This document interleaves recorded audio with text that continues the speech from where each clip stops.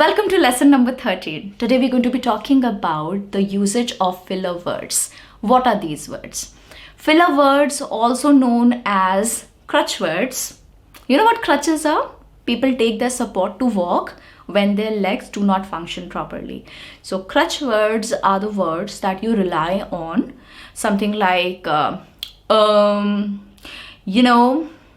like,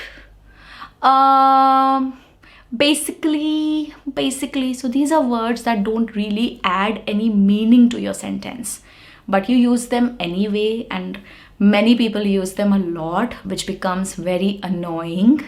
And that is what we are going to be talking about today. Now, why do we use these words? Let's first understand that. Okay, and now you've watched so many of my videos. I mean, not just the course videos, but you probably have watched a lot of my YouTube videos, and by now you must have gotten this idea that I don't use too many crutch words. I don't use filler words very often. Very rarely I do. So I'm just gonna tell you how I do that, okay, and how you can also start doing this, not using the filler words enough. I mean, not using the filler words very often. That is the aim. We want to proceed towards it. We want to be that way. Okay, first let's understand why we do this. Why we do this is because we want to avoid silence. Silence is uncomfortable, and when we are speaking, we want to avoid pauses. And because we want to avoid pauses, we try and fill in the pauses with these words.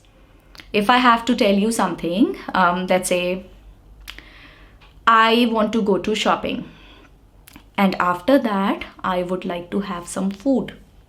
Okay, if I have to say this to you, how will I say? How will I speak? I have to go to shopping, and after that, I would want to have some food. So what I've done is that I'm thinking in my mind how to complete my sentence. I have to go to shopping, and after that I have to have food. And in between there is a pause while I'm thinking, and I'm filling up that pause with a long I mean, sometimes using a filler word or some crutch words is all right. Sometimes it's okay. But when you develop a habit of using them off and on, it becomes annoying. And there is this perspective which I feel people have, is that they feel that when they are using filler words and they are speaking in English, and in between there are pauses, and they are filling those pauses with filler words and crutch words, they are probably in this impression that they are sounding more fluent. That's not true. It's not true. If you're one of these people, just let me correct you here. That's not true. You do not appear fluent by doing this. Rather, I'd say a better strategy would be to practice and avoid using filler words. Like in my case, I have developed a certain comfort with pauses. I'm very comfortable being silent for half a second or a couple of seconds while I am framing a sentence or speaking my thoughts. I take too many pauses, and pauses actually, if I have to tell you, add a lot of weight to your words. That's what I feel. Like in my case, see, I will not say anything that I do not believe in myself. I am just going to be very honest with you. I mean, even if that makes me sound a little boastful, I'm not boasting here, but I'm just trying to tell you what happens in my case, because I have been a recipient of some, I don't know, million messages, millions of comments and emails over the last 5 years, where people have told me this several times. I mean, absolute hundreds of times, that ma'am, we love your style of speaking. We love the way you speak. This is something that I have heard the most about myself, more than anything else that I've heard about myself. And what is unique about it? Honestly, I can't really pinpoint that this is unique about me. No. But one thing is for sure, I don't rely on filler words. I don't use too many crutch words because I find them very, what do I say here? I find them annoying. That is something that I had already said before. But at the same time, I feel if I were depending a lot on filler words, I would come across as underconfident. I'm not really clear on my thoughts as to what I'm trying to say. I mean, that is the impression people give me when they use a lot of filler words. And I don't want to give that impression to others. So this is something that I would like you also to learn. First of all, understand the importance of pauses. Pauses make you sound attractive, in my opinion. They make you sound confident. They give this impression that you are not struggling for thoughts. You're not struggling for words. And you're comfortable in your silence. A few seconds here and there. It's all right. It's okay. I mean, you take pauses even when you're speaking in your mother tongue. So why such discomfort when speaking English? Why do we treat English differently? Okay, I understand English is important because it's a universal language and it opens a lot of doors for you. But if we continue to give it that status and attach so much importance to it in a negative way, the learning is gonna get difficult for us.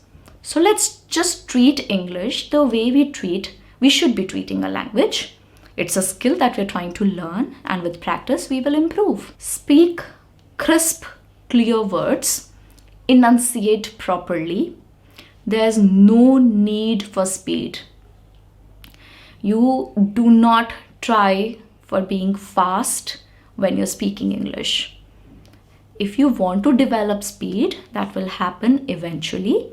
In the start, it cannot happen because you're still not there, you're still not very comfortable with the language. It will develop over time. And even if you develop comfort with this language, I want you to understand that speed is not necessary. Every individual has their own style of speaking. Pauses add mystery to your speech. That's what I feel. They actually do add mystery to your speech. You get time to play with your facial expressions when you're relaxed and you're talking, when you're taking pauses. You get to smile once in a while. You get to play with your overall, your eyes, your lips, your cheeks, you understand the idea, right? You get to play with all this when you're relaxed, when you're taking pauses. So use that for your benefit, for your advantage. You become more articulate, okay? You become more clear with your pronunciations. Articulation is being clear with the sounds of the words you're speaking, okay? So you become more articulate. You will get good time to think. And one last advantage that you have over here is that people will start paying more attention to your words. They do, they really do. Because there is weight in your words. And when there's weight in your language, the way you speak, when people find it attractive, they automatically pay more attention to what you're saying. Now, there's only one thing left in this lesson, your favorite part. We are going to be doing a homework today. Your homework for today is that you have to switch on, fire up your camera app on your phone, okay? And record yourself for 2 minutes while you're speaking English, okay? Just record yourself. You can keep your camera right there, somewhere on the table, against the wall, any place, maybe on the laptop, okay? On the screen of the laptop, somewhere there, okay? And start speaking, looking into the lens of the camera, okay? Record yourself for 2 minutes, minimum 2 minutes. And unless you do this, this lesson is not going to be over. So consider this lesson done only when you're done with this homework. And one last thing, when you're done with this homework, just open the video that you've recorded, listen to yourself, observe how you speak, take notes for yourself, give a feedback to yourself, and try and improve on that, okay? Another thing, you remember in lesson number 11, we had a tracker, 100-hour tracker.